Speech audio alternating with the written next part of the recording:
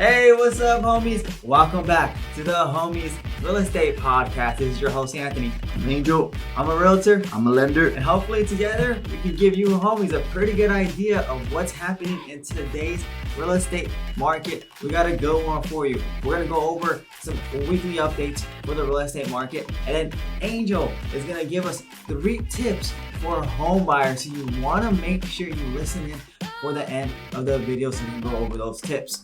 So let's go ahead, Angel, and let's just jump straight into these weekly news updates. So according to Redfin, the number of home buyers who locked in mortgage rates for second homes shot up a record 128% year over year in March, making the 10th consecutive month of 80 plus annual growth. So this is huge, basically re-emphasizing that right now real estate is hot and alive, and people that have money are even purchasing second properties. It also does signify that there is an increase in the wealth gap, right? Because now these people are purchasing second homes, whereas others that probably weren't invested in the stock market, don't have real estate holdings, don't necessarily have those means as well.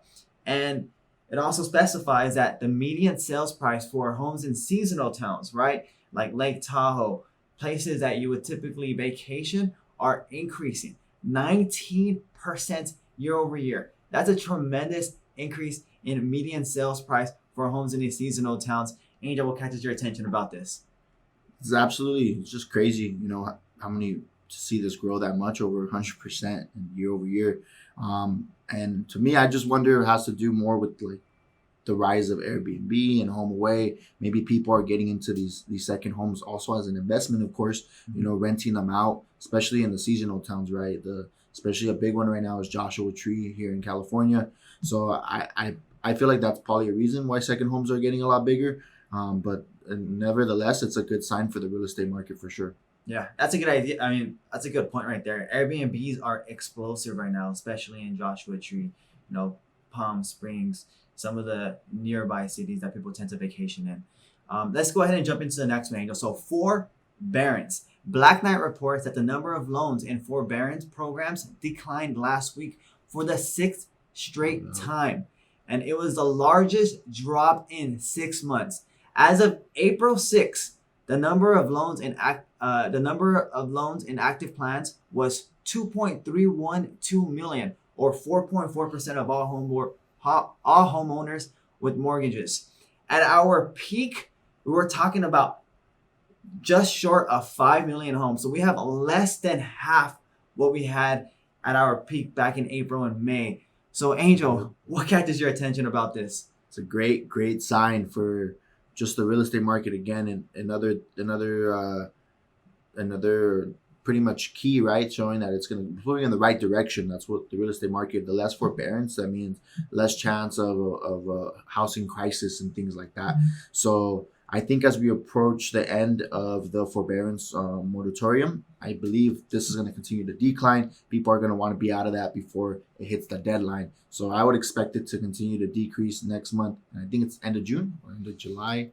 So it's 18 months forbearance. So it's either 12, 15, or 18 months, depending on when you establish forbearance. A key thing, and I'm going to list the chart right here. So if you want to watch it on our YouTube version, Instagram version, you can see it that it's trending downwards. So by the time we start to get towards the end of forbearance, we're going to be probably closer to like 2% of all homeowners, maybe even less. So yeah, it's a good sign. Again, the more it heads towards the end of the deadline, the less homes in forbearance I believe there will be out there. Yeah. And remember, to establish forbearance, there's very little evidence they need to provide to the bank. So for a lot of people, they're like, you know what? I don't want to pay for my mortgage right now. Why not just push it off to the end of my loan, right? And save that money for myself so I can use that for something else, right? So there's a lot of people that were in forbearance and didn't necessarily need it. So that's why we're starting to see this trickle down. Yeah. So and that's a big thing too. A lot of people got into it in the beginning because they were scared, like, oh my goodness, what's going to happen? I think especially like business owners, Like, what's going to happen with my business? And then I think once they just realized they don't have to make a payment for a while, just speaking from experience, they just didn't take themselves out of forbearance. Yeah. So yeah, a lot of people I think are just, I mean, I guess in a way taking advantage of it, right? Enjoying the fact that they don't have to make a payment right now, but truly need it. I don't think it's as many people, as much as we think people need it, right? Yeah, absolutely. So let's jump into the next thing. Inventory levels. How many homes are available on the market right now? We all know that this is a tough market for home buyers right now, right? Everyone seems like they want to buy a home now and no one wants to sell a home. So let's jump into the inventory levels nationwide. Right now, there are about twice as many real estate agents as available listings. That's pretty hilarious as a realtor. That means that it's really tough right now to get a listing. Not many people want to sell their home. And as of March, there were 20% fewer homes listed than last March. So 20% year over year. In Los Angeles County, that's 27.9% less year over year. That's about 7,000 less listings year over year than we had just last March. So that's a lot less listings. Potential, I'm sorry, not 7,000. It's closer to like around 3,000, but still, that's a lot less listings. Potential sellers have a lot of concerns, right? And one of the bigger concerns is that if I do sell my property, it's tough to find another one to get into. So that's why a lot of people don't want to sell right now. And on top of that, a lot of these homeowners, they also probably refinance, right? And they got super low interest rates, and interest rates are starting to creep up. So they're like, why do I want to, sell my home when I have these super low interest rates when interest rates are starting to creep up? So these are some things that we are starting to see. Angel, what catches your attention about this inventory levels? No surprise here. We go over every month the market update. Mm-hmm. So it doesn't surprise me that there's less listings. Plus, obviously, we're out in the field. We know what it's like right now. Rising rates, they do help in a sense because they do dwindle down the competition a little bit. Mm-hmm. But rates nevertheless are still really good. Actually, this month they're doing really good right now. Over the last 2 weeks, so rates are doing good right now. But and kind of how we said throughout different podcasts, rates don't seem that they're going to get too high by the end of this year or maybe even the end of next year. They should still be fairly low. So I don't think rates are going to be too much of a factor to slow down the market. I think it's that the lack of inventory that's going to continue to make it very, very competitive out there. Yep, absolutely. And you nailed it right there. So let's jump into the last weekly news update, and then Angel's going to give us his 3 tips for home buyers. So mortgage applications, they are declining. And according to Mortgage Bankers Associations, it's for the 6th consecutive week, right? So there are less buyers week over week for 6 consecutive weeks. And the average contract interest rate for a 30-year fixed rate mortgage decreased to about 3.36%. Angel, you're a lender. This is your world. Talk to me about this. As far as the rate, that sounds about right. 3.3. It all depends on your situation, right? FHA rates are a little lower. Conventional rates seem around that ballpark. I think, when rates are in the 2s, right, everyone's advertising online. You can get a 2.2, 2.1. Now that rates are getting higher, advertising a 3 is not as appealing, right? And people who are thinking of buying, they could kind of scare them off a little bit. So I think as people adjust to the new rates, the mortgage applications are gonna come back in. I think people just have some misconception that rates are high, but they're really not. They're historically still low. So I think that, in my opinion, that's probably what has something to do with why the mortgage applications are down right now.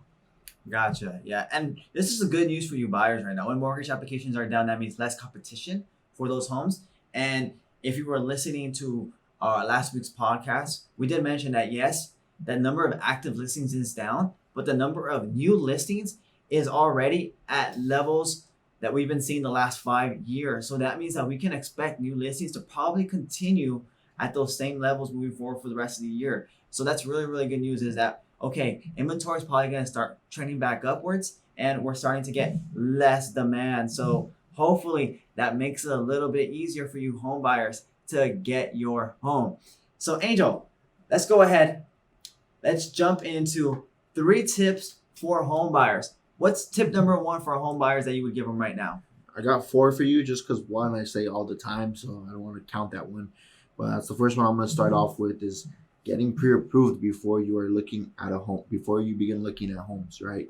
I can't stress that enough. It is extremely, extremely important for you to sit down with the lender, know exactly where your credit scores are at, what's showing on your credit report, what debts you have, your income, your assets, how much do you actually qualify for. Don't be one of those people that go out, fall in love with a home, and then realize that they don't qualify for it, or they do qualify for it, but that monthly payment doesn't meet their needs, right? What they're looking for. It's extremely, extremely important to go speak to a lender and get the pre-approval before you look at any homes. Plus, Anthony can speak about this. Listing agents aren't even letting you in homes right now unless you're pre-approved. They don't want to waste any time. There's too many people already looking at the home, so it's extremely important. Yeah, absolutely. When I'm showing homes nowadays, realtors are like, can you please send me pre-approval letter, DU, proof of funds, essentially everything you need in an offer packet. I'm like, whoa, this isn't what it was like just a year ago, but it makes sense right now, right?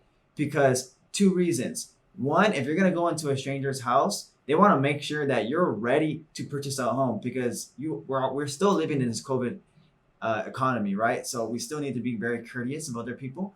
And then number 2, right now there's so little inventory and so much demand that they don't want to take up a slot for someone that doesn't have the means to purchase yet, right? You want to book that slot up with someone that has the means to purchase and has all their ducks lined up and ready to make an offer if they like the property. So Angel, that's an excellent one. What's a second tip that you would give?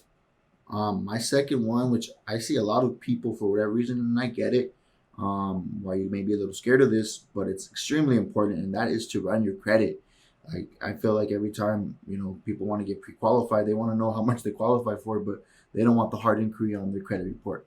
If you are serious about purchasing a home, if you are serious about becoming a homeowner and taking that next big step, running your credit is extremely, extremely important. Like, there's just no way around it.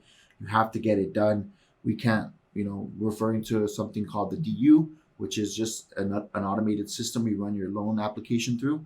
We can't get an approval, which means we can't show the sellers that you're serious without having a credit report. Along with that, if you need something to fix on your credit, how are we going to be able to help you if we don't know what's on your credit, right? That's something I never understood. Is like someone's like, my credit's low, but I don't want to run it because I don't have I don't want a hard inquiry. I don't want my score to drop. And I understand that. Of course, no one wants their credit score to drop, but the only way to really help you get it up is by running it and seeing what we can do to help you out. But yeah, that's a very big one in my opinion. Is don't be scared to run your credit if you're gonna, if you're really serious about purchasing as soon as possible. It's very necessary. Or even if you're interested in purchasing in 6 months, it's good to know where you're at today because it may take longer than 6 months to get where you need to be. That's something I see big as well. Don't mean to ramble on, but that's another thing I see is where people are scared to run the credit, and then when they finally do and they're ready to buy and everything's good to go, something's wrong with their credit. So yes, running your credit is very critical if you are 100% serious about purchasing a home. Absolutely. I actually recommend buyers to get pre-approved about 3 months before they actually start to look at homes, so that if something comes up on their credit or they need to work on income or whatever it would be, you can talk to the lender. He will guide you or she will guide you so that you have everything lined up when it's actually really time and you have nothing to worry about. Angel, I have a question for you. So let's just say I'm shopping for rates. If you're shopping for rates, do you get a hard inquiry multiple times, or how does the bank look at those inquiries? To my understanding, if you do it within 2 weeks, a 2-week span, at different banks, they only count it as one hard inquiry. So that's to my understanding. Gotcha. Okay, that's good to know. Angel, what's your third tip for homeowner or home buyers right now? This is a big one as well. I mean, all of these are big, but something I see happen a lot is people have mattress money, right? Money they have at home, money that they don't have in their bank account. They don't trust banks. Unfortunately, when you're purchasing a home, you have to trust, obviously, the bank you're getting the money from, and also your bank account, putting your money in your funds and getting them seasoned.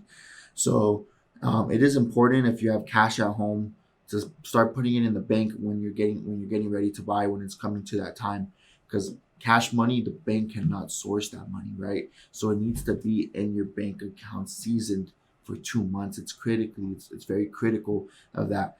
You could have $100,000 sitting at home, but none of that matters when you're purchasing a home. What matters is what's in your bank account, what we can see in your last 2 months of bank statements, and that the money's seasoned. So that also goes back to going to that pre-approval process with the lender, letting them know your situation, letting them know just the truth, right? So I think some people try to hide that too. I don't have money at home. Be honest with your lender. Your lender's here to guide you and to put you in that position to purchase a home, right? That's our job. So keep your funds in your bank account and make sure that they are seasoned for at least 2 months. That one's very, very critical. Yeah. And how does that work for a gift, Angel?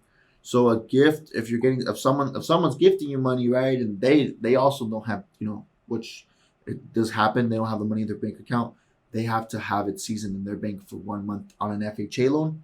On a conventional loan, there is no season necessary. We just need a gift letter for that one.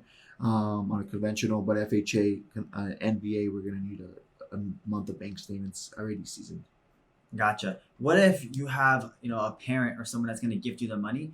Should they gift it directly to escrow, or should they just gift it to your account? Directly to escrow. So a lot of people want to do it before they start the process or before they're in escrow. It's best, just makes it a lot easier. I'm actually just explaining to a client right now. They're like, why do we have to do it straight to escrow? So just trust me on this. It makes it a lot easier. Less documentation, less sourcing of money that way. So whenever you're in escrow, the bank will wire the money directly, your gifter, your donor will wire the money directly to the escrow company. It will never touch your account. That's just the best and safest and fastest way. Gotcha. So you mentioned you had a 4-tip for home buyers. What is that? So once you are in escrow, right, and everything's good to go, you're about to purchase your home. One thing I cannot stress enough, do not open any new credit lines. That's very, very, very big. Some people at the end of escrow decide, hey, let me get my furniture ready. I'm about to close in a week. Don't do that.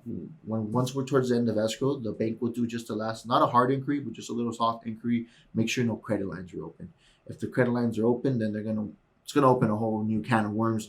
You're gonna have to get documentation, and that opening that line of credit could cause your whole escrow to fall out, right? So be patient, especially I think a lot of people do it because they're getting ready to buy a home. They want to have their furniture when they buy.